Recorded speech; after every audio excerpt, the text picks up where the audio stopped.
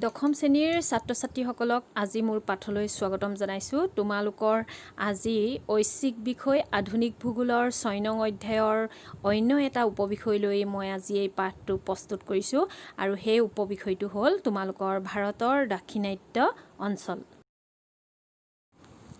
প্ৰথমে তোমালোকে ভাৰতবৰ্ষ সম্পৰ্কে কিছু কথা জানি লোৱা। এইখন হৈছে আমাৰ ভাৰতবৰ্ষৰ মানচিত্ৰ আৰু আমাৰ এই ভাৰতবৰ্ষ এছিয়া মহাদেশত অৱস্থিত আৰু ই আকাৰত পৃথিৱীৰ দেশসমূহৰ ভিতৰত ৭ম স্থানত আছে।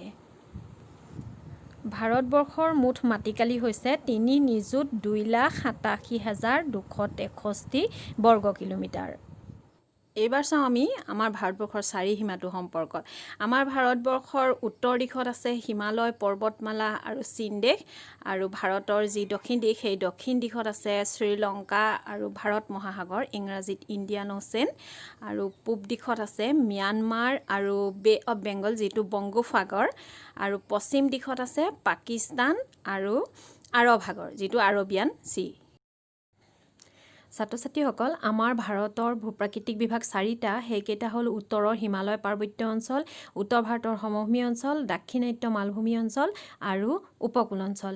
কিন্তু এই ক্ষেত্ৰত মই তোমালোকক এটা কথা উল্লেখ কৰিবলৈ ভাল পাম যে আমাৰ ভাৰতৰ ভূপ্ৰাকৃতিক বিভাগ সাধাৰণতে 5টা, কাৰণ দ্বীপীয় অঞ্চল যিটো দা আইলেণ্ড, সেই দ্বীপীয় অঞ্চলটো ইয়াত অন্তৰ্ভুক্ত কৰি মুঠ 5টা ভূপ্ৰাকৃতিক বিভাগ দেখুওৱা হয়। কিন্তু তোমালোকৰ পাঠ্যপুথিত যিহেতু 4টা আছে, গতিকে মই ইয়াত 4টাকে উল্লেখ কৰিছোঁ।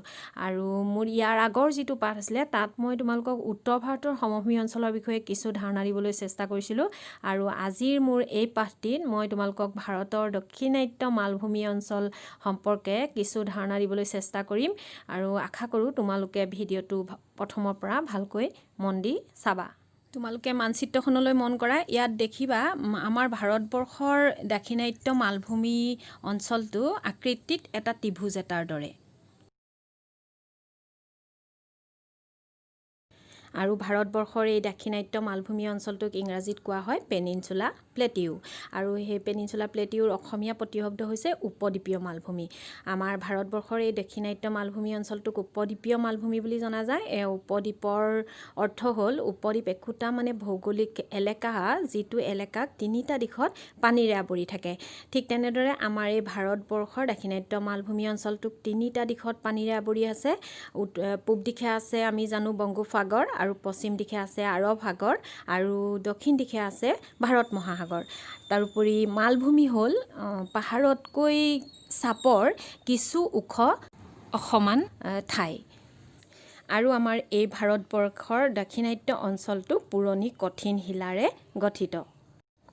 এই ছবিকেইখন চালে তোমালোকে অঞ্চলটোৰ সম্পৰ্কে কিছু ধাৰণা লাভ কৰিব পাৰিবা।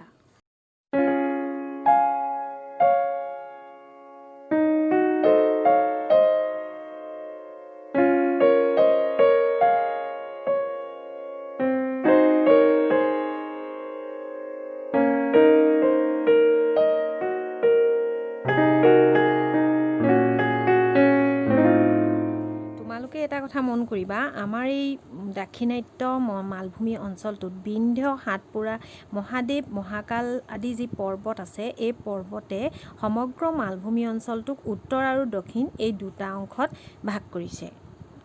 ইয়াৰ উত্তৰৰ অংশটোৰ বিস্তৃতি কম, আৰু ইয়াৰ ভিতৰত মালাৱা মালভূমি আৰু ছোটনাগপুৰ মালভূমি অৱস্থিত, আৰু এই উত্তৰৰ অংশটোক চেণ্ট্ৰেল হাইলেণ্ড নামেৰে জনা যায়, আৰু দক্ষিণৰ অংশটোক ডেকান প্লেটিউ বুলি জনা যায়।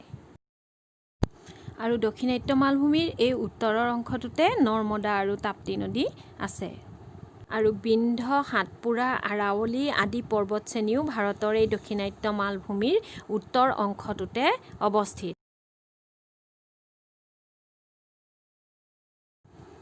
এতিয়া আমি দক্ষিণৰ অংশটোলৈ মন কৰোঁ। এই দক্ষিণৰ অংশটোত দুলানি পৰ্বত আছে। পূব দিশত আছে এলানি, আৰু এলানি আছে পশ্চিম দিশত। এই পূব দিশত থকা পৰ্বতলানিৰ নাম পূৰ্বঘাট পৰ্বত, আৰু পশ্চিম দিশত থকা পৰ্বতলানিৰ নাম পশ্চিমঘাট পৰ্বত। এই দক্ষিণৰ অংশটোত থকা প্ৰধান নদীকেইখন হ'ল মহানদী, গোদাবৰী, কৃষ্ণা, কাবেৰী আৰু পেনাৰ।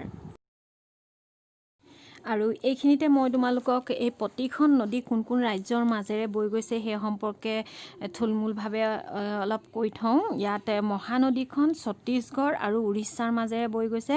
গোদাবৰী নদীখন মহাৰাষ্ট্ৰ, তেলেংগানা আৰু অন্ধ্ৰপ্ৰদেশৰ মাজেৰে বৈ গৈছে। কৃষ্ণা নদী কৰ্ণাটক আৰু অন্ধ্ৰপ্ৰদেশৰ মাজেৰে গৈছে। আৰু কাবেৰী নদীখন কৰ্ণাটক আৰু তামিলনাডুৰ মাজেৰে বৈ গৈছে। আৰু এই গোটেইকেইখন নদী বৈ গৈ বংগোপসাগৰত পৰিছে। আৰু ভাৰতৰ দক্ষিণাত্য মালভূমিৰ দক্ষিণ অংশৰ এই গোটেইকেইখন নদী বংগোপসাগৰলৈ বৈ যোৱাৰ এটা মূল কাৰণেই হ'ল ভাৰতৰ দাক্ষিণাত্য মালভূমি পশ্চিম ঘাট পৰ্বতৰ ফালে ক্ৰমে ওখ আৰু পূৰ্ব ঘাট পৰ্বতৰ ফালে চাপৰ আৰু এঢলীয়া। আৰু এই ঢাল অনুসৰি দক্ষিণ ভাৰতৰ এই দক্ষিণ অংশৰ যিকেইখন নদী সেই গোটেইকেইখন পশ্চিমৰ পৰা পূবলৈ বৈ গৈ বংগোপসাগৰত পৰিছে। এইখিনিতে কিন্তু উত্তৰ অংশৰ যি নৰ্মদা আৰু তাপ্তি নদী আছিলে সেই নৰ্মদা আৰু তাপ্তি নদীৰ ক্ষেত্ৰত বেলেগ এটা বৈশিষ্ট্য আছে। ইয়াতে বিন্ধ্য আৰু সাতপুৰা পৰ্বতৰ মাজৰ যিটো অঞ্চল সেই মাজৰ অংশটো কিন্তু পূবৰ পৰা পশ্চিমলৈ ঢাল খোৱা।